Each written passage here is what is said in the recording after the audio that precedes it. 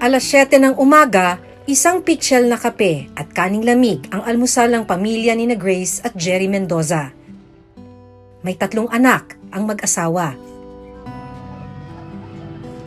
Kape naman ang pinainom sa bunso. Bakit kape yung pinapainom imbis na gatas?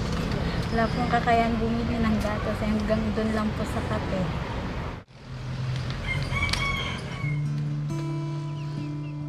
Pagkatapos ng almusal, bit-bit ang isang timba, sa bakawan na ang diretsyo ni na Grace at Jerry. Kasama nila ang 2 anak na sina Ashley, 4 na taong gulang, at John Mark, 3 taong gulang. Ang bunsong anak, pinababantayan muna sa kanilang kapitbahay. Matapos ang 10 minutong paglalakad, susuyurin na ni na Grace ang bawat sulok ng bakawan.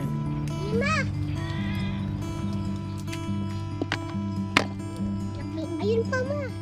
Ang kanilang tanghalian at hapunan sa araw na ito nakadepende sa dami ng makukuha nilang suso.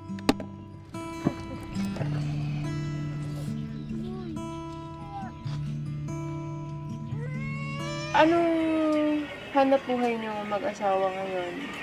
Po, yan po, minsan extra po ako magbilad. Minsan po, siya po, nangunguha po siyang suso. Pag nakakuha po siya, ibabalit-balit ko po yun. Bebenta ko ng 30. Minsan po, pag di nauubos, pinang-ulam na lang namin. Ang dami nakuha ko. Minsan, nabibili lang po sa isang timba namin. Mga 2 balot, 3. Sakto lang po pambili ng bigas. Ang dami, oh. Yung makuha. Maswerte sila ngayong araw dahil mababaw ang tubig sa bakawan. Mahirap po. Kasi po maputik eh. Makikita mo pa siya nasa ilalim po ng lupa. Hindi po siya sa ibabaw. Pagka hindi po marunong, wala po. Malalim yan.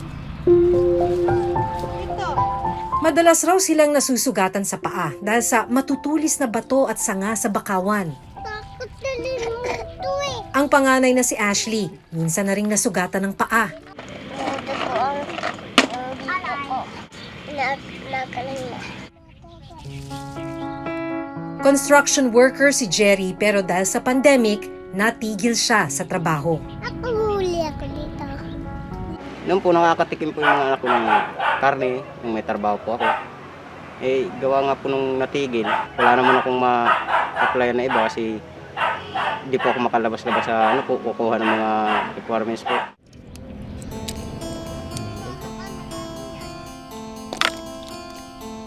Matapos ang 4 na oras, ang mga susong nakuha, iuuwi na nila para linisin at ibenta.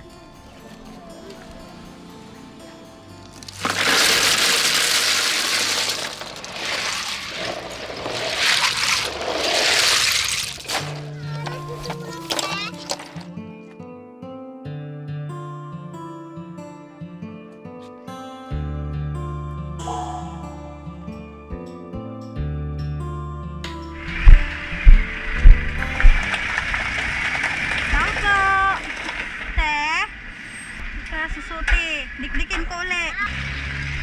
Di ka bibili? Ah, sige, tara. Bili na lang. Sige na. Sa 5 balot ng suso na ibinenta ni Grace, 3 lang ang nabili. Mahina po kasi 30 na nga lang po. Tinatawaran pang 20, tapos may nangutang pa. Yun, may natira pa rin na 2. Magkano lahat mo? 70 po. Mapapagkasya natin sa 7. 1 kilong bigas, tapos asin, bechin. Kinder na sana ngayong pasukan si Ashley, pero dahil kapos sa pera, ay hindi na nagawang makapasok ng bata. Gustong-gusto po namin siya pag-aralin. Minsan nga po, sinasabi niya sa akin, Mama, mag-aral na ako, Mama. Nakikita niya may mga batang nag-answer ko, anak, di ka pa pwede mag-aral kasi wala pa tayong pambili ng cellphone pang online.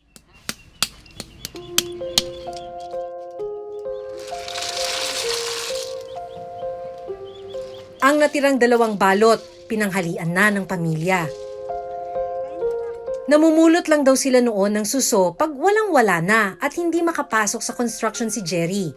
Pero ngayon, araw-araw na nila itong ginagawa para may makain. Madalas raw makaranas ng gutom ang pamilya ni Grace at Jerry. Mahirap po. Kasi po, minsan po na raranasan namin sa walang kainin. Natutulog na lang po kami na walang kain. Sa ginawang survey ng SWS noong September 2020, lumabas na 7.6 million na pamilyang Pilipino ang nagsabing nakaranas sila ng gutom nitong nakalipas na 3 buwan. Sa bilang na yan, mahigit 5 milyon ang nagsabing nakaranas sila ng moderate hunger. Samantalang 2 million naman ang nagsabing severe hunger o matinding gutom ang kanilang naranasan. Umabot din sa 3.6 million ang bilang ng mga nawalan ng trabaho.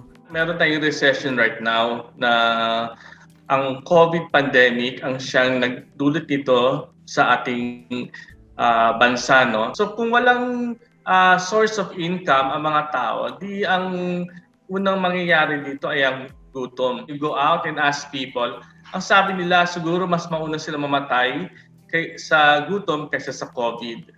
May mga programa naman ang gobyerno para matugunan ang gutom, gaya ng Social Amelioration Program o SAP. Sina Sheila nakatanggap nito, pero sina Grace walang natanggap na SAP. Hindi rin sila miyembro ng 4Ps. Inilapit namin ang kaso nila sa lokal na pamahalaan.